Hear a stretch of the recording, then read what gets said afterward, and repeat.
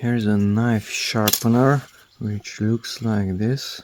It has two stones inside. It looks like that on the inside, two stone wheels. So put that on, insert the knife here and just pull it down. And it should make a difference after you pull it more times.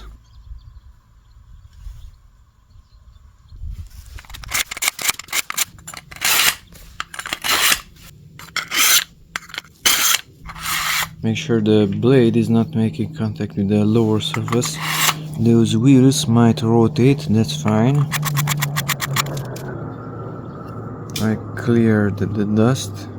There is something going on. So just insert the knife into that opening. You don't have to rotate it anywhere because you can't.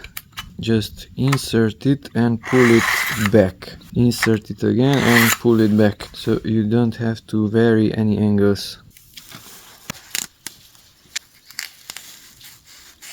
The blade of the knife enters there between those two stones. They are at an angle so that it will reach the left side and the right side, and not to force the edge to enter between the two stones.